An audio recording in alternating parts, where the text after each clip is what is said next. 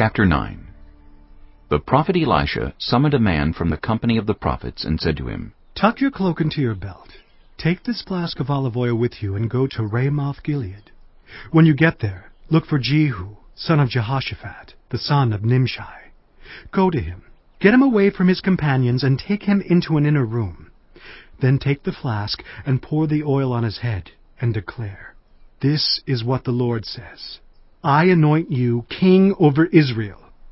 Then open the door and run. Don't delay.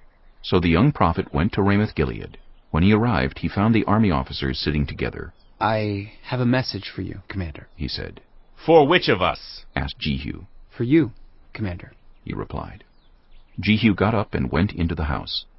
Then the prophet poured the oil on Jehu's head and declared, This is what the Lord, the God of Israel, says. I anoint you king over the Lord's people, Israel.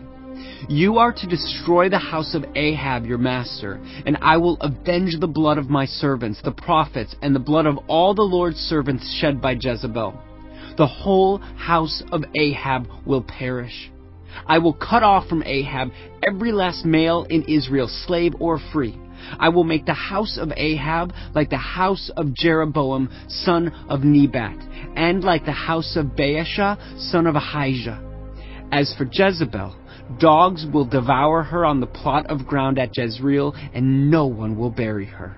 Then he opened the door and ran. When Jehu went out to his fellow officers, one of them asked him, Is everything all right? Why did this maniac come to you? You know the man and the sort of things he says. Jehu replied. That's not true, they said. Tell us. Jehu said, Here is what he told me. This is what the Lord says. I anoint you king over Israel. They quickly took their cloaks and spread them under him on the bare steps.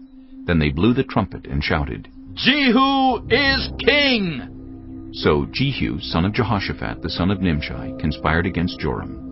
Now Joram and all Israel had been defending Ramoth-Gilead against Hazael, king of Aram. But King Joram had returned to Jezreel to recover from the wounds the Arameans had inflicted on him in the battle with Hazael, king of Aram. Jehu said, If you desire to make me king, don't let anyone slip out of the city to go and tell the news in Jezreel. Then he got into his chariot and rode to Jezreel, because Joram was resting there, and Ahaziah, king of Judah, had gone down to see him. When the lookout standing on the tower in Jezreel saw Jehu's troops approaching, he called out, I see some troops coming! Get a horseman, Joram ordered. Send him to meet them and ask, Do you come in peace? The horseman rode off to meet Jehu and said, This is what the king says. Do you come in peace? What do you have to do with peace? Jehu replied. Fall in behind me.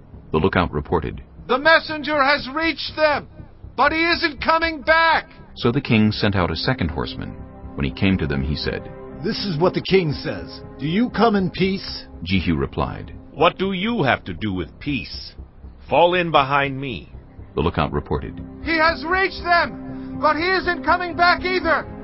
The driving is like that of Jehu, son of Nimshi.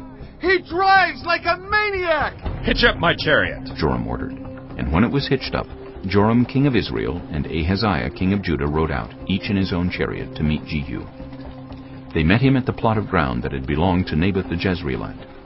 When Joram saw Jehu, he asked, Have you come in peace, Jehu? How can there be peace? Jehu replied, As long as all the idolatry and witchcraft of your mother Jezebel abound.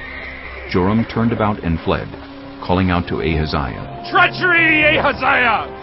Then Jehu drew his bow and shot Joram between the shoulders. The arrow pierced his heart, and he slumped down in his chariot. Jehu said to Bidkar, his chariot officer, Pick him up and throw him on the field that belonged to Naboth the Jezreelite. Remember how you and I were riding together in chariots behind Ahab his father when the Lord spoke this prophecy against him. Yesterday I saw the blood of Naboth and the blood of his sons, declares the Lord, and I will surely make you pay for it on this plot of ground, declares the Lord. Now then, pick him up and throw him on that plot in accordance with the word of the Lord. When Ahaziah, king of Judah, saw what had happened, he fled up the road to Beth-Hagen. Jehu chased him, shouting, Kill him, too! They wounded him in his chariot on the way up to Gur near Ibleam, but he escaped to Megiddo and died there. His servants took him by chariot to Jerusalem and buried him with his ancestors in his tomb in the city of David.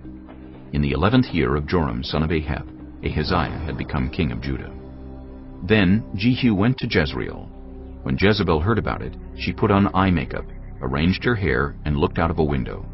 As Jehu entered the gate, she asked, "Have you come in peace, you Zimri, you murderer of your master?"